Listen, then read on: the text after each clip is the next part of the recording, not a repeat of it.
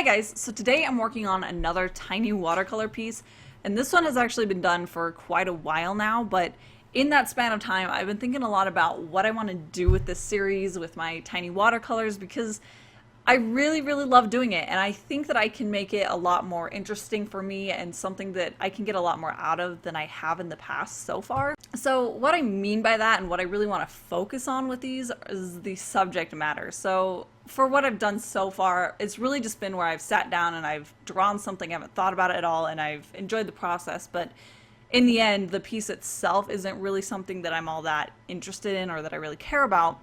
And I find that there's a lot of things that I'm really inspired by, and I think is really fascinating and mysterious and amazing, and there's just all these things that I really love, and it's not really coming through into my work, and I don't think I'm really letting it inspire me as I'm creating nearly as much as I'd like it to.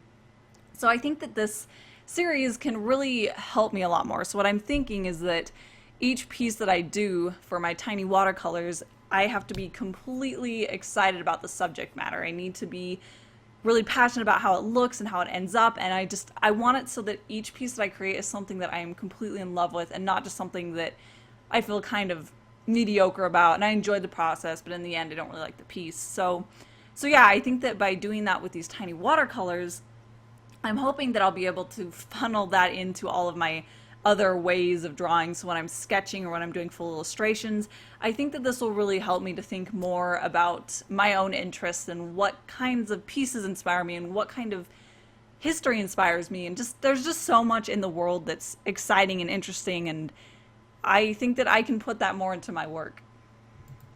Anyways, now that I've talked about everything else but this piece, I can tell you a little bit about this one. So it was pretty much a basic watercolor, pretty much like all of my other little watercolors until the end, where I decided that I wanted to use, it's actually this little watercolor palette that I have, but it's really like these pearlescently shiny metallic paints, and I hadn't really used them that much before, and I definitely didn't use them in like an actual piece.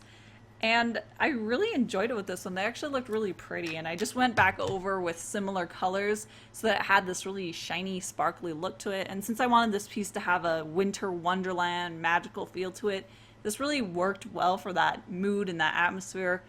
And that's what I like about using special effects like this, or like with gold paint, is when it goes really well with the theme and the mood, and it just reinforces that. And another effect that I did on this piece was the droplets of white opaque ink, and this is the ink that I use, but yeah, I used a pretty thick, heavy brush. It wasn't the one that I normally like to do for this kind of effect, and the droplets ended up being way too thick and heavy, and there were way too many of them, so it was just really heavy-handed, and it was way too much for this small of a piece, and it kind of ended up looking a lot more messy and crowded than I wanted it to.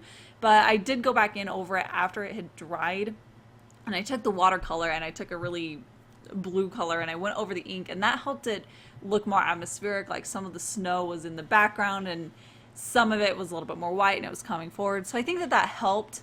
But next time if I ever do an effect like this, I'll be a lot more careful about starting slower and putting less on and then building up, as opposed to just kind of going for it.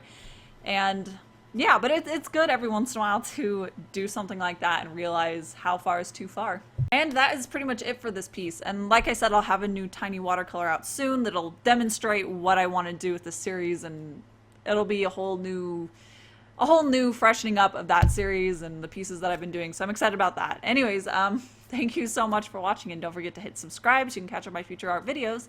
And until then, I'll see you in my next one. Bye.